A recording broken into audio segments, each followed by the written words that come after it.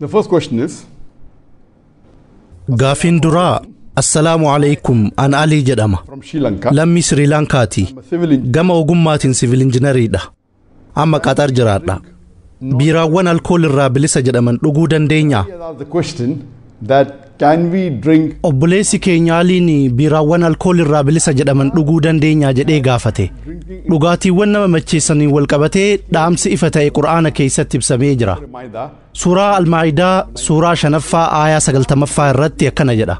يا أيها الذين آمنوا يا ور رب التامني إنما الكمر والميسر والنمت نما متشيسو في قماري هندي والأنصاب والأزلام رب ألا وانبرا قبروا في هتال اللچون رجس من عمل الشيطان وان همتو شيطان اتنما أوفو فاجتنبوه لعلكم تفلحون أكمل كويتني في الرافقات دا Kanaafuu suuraan Al-Maa'idaa suuraan 5ffaan aayaan 90ffaan kun ifatti wantoota nama macheessan biiraa ta'ee alkoolii ta'ee wayinii ta'ee dawaalee nama hadoochuu dabalatee wantoonni nama macheessan hundi dhorkamaa akka ta'an nu hima. Gaafiin dhihaate biiraawwan alkoolii hin qabne jedhaman dhuguun islaamummaa keessatti eeyyamamaa kan jedhudha. Wanti jalqaba hubatuu qabnu dhugaatiin alkoolii hin qabne jedhamu dhugaatii akkamiiti kan jedhudha. Dhugaatiiwwan alkoolii hin qaban jedhaman qabee yookaan qaruuraa isaanii yoo dubbistan qabiyyee tarreeffame keessatti waan alkoolii jedhamu hin argitan. Garuu akkamitti dalagama? Akka beekuu dandeenyetti biiraawwan alkoolii hin qaban jedhaman akkuma biiraawwan alkoolii qabaniitti oomishamu. Lachuu garbuu biqilaa fi wantoota birootis of keessaa qabu. Garuu xumura irratti dhugaatiiwwan alkoolii hin qabne oomishuudhaaf alkoolii keessaa baasan. Kun ammoo karaa gara garaatiin raawwatama. Fakkeenyaaf bishaan tokko digirii seentigireedii 100 irratti danfa. Garuu itaanooliin yookaan itaayil alkooliin yookaan alkooliin dhugamu digirii kanaa gadiitiin danfifama. Warri kun digirii seentigireedii 70 irratti danfu. Kanaafuu dhugaatii kanniin digirii seentigireedii hanga 80 jiruun yoo danfistan wanti alkoolii jedhamu keessaa hurkee baha. Malli biraa ammoo osmoosis jedhama. Haa ta'u malee maloonni warshaalee garagaraa dhugaatiiwwan alkoolii hin qabne oomishuuf itti fayyadaman kun alkoolii keessa jiru guutumaan guututti keessaa hin balleessu. Alkoolii parsantii 95 ta'u keessaa hurkisiisan. Kanaafuu alkooliin parsantii 5 ta'u dhugaatii san keessatti ni hafa jechuudha. Sababni isaa alkoolii guutumaan guututti keessaa baasuun haalaan qaaliidha. Warshaaleen kunniin ammoo maallaqa hagas baasuu hin danda'an. Akka dhaabbata nyaataa fi dawaalee Ameerikaatti dhugaatiin tokko yoo wantoonni of keessaa qabu parsantii 0.5 fi sanii gad ta'e qabee yookaan qaruuraa irratti barreessuun barbaachisaa miti.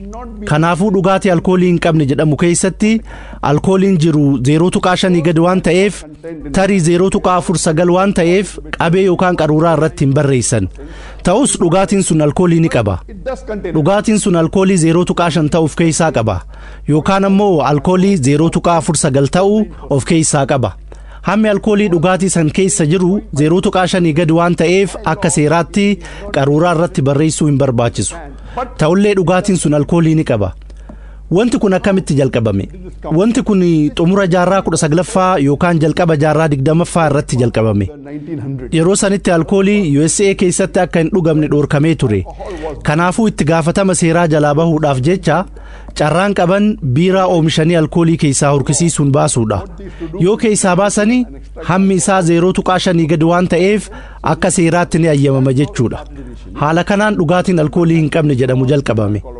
Booda irratti seerri dhugaatii alkoolii dhorku wayita haqamu ummanni aaduma duraaniitiin deebi'ee wiiskii, wayinii fi alkoolii dhuguu itti fufe. Haa ta'u malee namoonni muraasni kan dhugaatii alkoolii hin qabne kana filatanii dhugan inuma jiru. Garuu waan takka isinitti haa himu. Dhugaatiin alkoolii hin qabne jedhamu kun xiqqaatus alkoolii of keessaa qaba. Dhugaatii san keessaa wanti 0.5 yookaan ammoo 0.49 ta'u alkooliidha. Biiraan nama macheessu alkoolii parsantii 5 ta'u of keessaa qaba. Hamma dhugaatiiwwan biroo kanneen akka wiskii fi wayinii qabanii gadi qaba. Kanaafuu yoo xiinxalline dhugaatiin alkoolii hin qabne jedhamu alkoolii hamma xiqqaas ta'u ni qaba. Dhamdhamni isaa akkuma biiraa kaanii wal fakkaataadha. Dhiibbaan gama nama gubuutiin jiru wal fakkaataadha. Dhamdhamni afaan keessatti namatti dhagahamu wal fakkaataadha. Warroonni biiraa adii dhugan biiraa alkoolii hin qabne yoo dhuganis waanuma wal fakkaataa dhugaa akka jiran himuu danda'u. Akka carraa ta'ee namoonni muslima hin taane kan dhugaatii alkoolii hin qabne jedhu kana dhuguun eeyyamamaadha jedhanii yaadantu jira. Ulamaa'iin gariin kan dhugaatii kana dhuguun eeyyamamaadha jedhanii fatwaa kennanii jiru. Kun guutumaan guututti dogongora.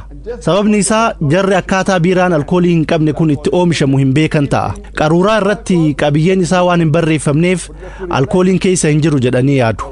Kanaafuu alkoolii waan hin qabneef eeyyamamaadha jedhan. Garuu wanti beekuu qabnu jalqaba alkooliin keessa jira.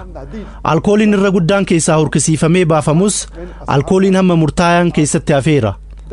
Hadiisa nabii keenyaa jaalatamaa Nabi Muhammad sallallahu alaihi wasallam irraa akka beekuu dandeenyetti sahaabaan tokko akkuma ijoollee haadha abbaa hin qabne ofitti fudhannutti dhugaatii nama macheessus dhaallee jirra. Kanaafuu dhugaatii kana dhangalaasuu irraa gara viineejariitti jijjiiruu dandeenya jedhee gaafate. Ergamaan Rabbii hin ta'u dhangalaasuu qabda jedhan. Osoo silaa eeyyamamuuti ergamaan Rabbii ni eeyyamuu ture. Maaf waan san qisaasessuu barbaachise? Gara viineejariitti jijjiiranii fayyadamuun silaa ni danda'ama ture. Qabeenyi sun ammoo kan yatiimotaa waan ta'eef of eeggannaa jabaa godhuu qaban ture. Waan san keessa alkooliin guutumaan guututti keessaa baasuu waan hin danda'amneef ergamaan Rabbii dhangalaasaa jedhan. Kanaafuu hadiisa kanarratti hundoofnee dhugaatiin tokko alkoolii qabaannaan guutumaan guututti keessaa baasuu waan hin dandeenyeef itti fayyadamuun dhoorkaa ta'a. Dhugaatiiwwan amma jiran kunniin ammoo guutumaan guututti keessaa hin baafamu. Akka duraa alkoolii qaban sanitti haraama. Akka lamuutittis osoo keessaa hurkisiifameellee alkooliin 0.5 ta'u keessatti ni hafa. Biiraa qaruuraa tokkoo yoo dhugde alkoolii persentii 5 of keessaa qaba. Kanaafuu biiraa alkoolii hin qabu jedhamu qaruuraa 10 yoo dhuyde dhiibbaa dhugaatiin alkoolii qabu qaruuraan tokko sirra geessu irraa argatta. Yookaan ammoo biiraa alkoolii qabu qaruuraa walakkaa yoo dhuyde yookaan ammoo qaruuraa 5 kan alkoolii hin qabne yoo dhuyde dhiibbaa wal fakkaataa qaba. Ergamaa Rabbii sallallahu alaihi wasallam waan kanarratti ifatti nutti himan. Hadiisa sahihaa Ibn Maajah mujallada 4ffaa hadiisa 3392 irratti ergamaan keenya jaalatamaan Nabi Muhammad sallallahu alaihi wasallam wanti guddaan isaa nama macheessu xiqqaan isaatis dhoorkaadha jedhan. Kanaafuu kanarratti hundoofnee muslima tokkoof dhugaatii alkoolii hin qabne jedhamu dhuguun dhoorkaadha. Tokkoffaan alkoolii jalqaba oomishamerraa hurkisiifame. Lammaffaan alkooliin guutumaan guututti keessaa hin baafamne. Kanaafuu ragaalee kanniin lamaan irratti hundoofnee muslimni dhugaatiiwwan alkoolii hin qaban jedhaman dhuguu hin qabu.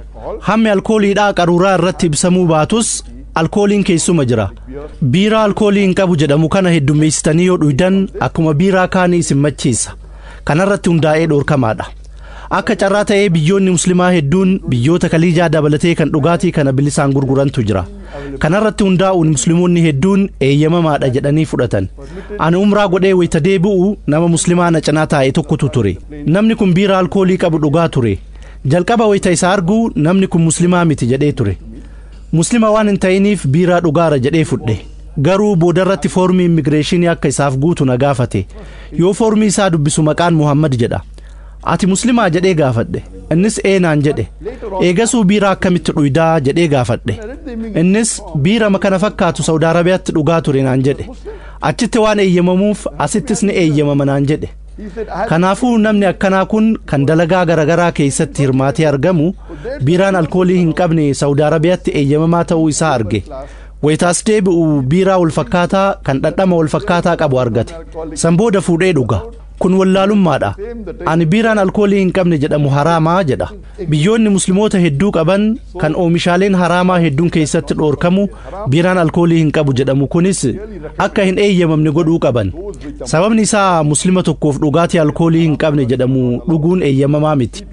Sababni isaa dhugaatiin alkoolii hin qabne jedhamu kun alkoolii hamma murtaa'aa ni qaba. Yoo heddummeessitee dhugde ammoo si macheessa. Deebisaa kenne jedhee abdadha. Alcoholic beer or alcohol free beer because it does contain alcohol and in large quantity it will intoxicate you. Hope that answers the question.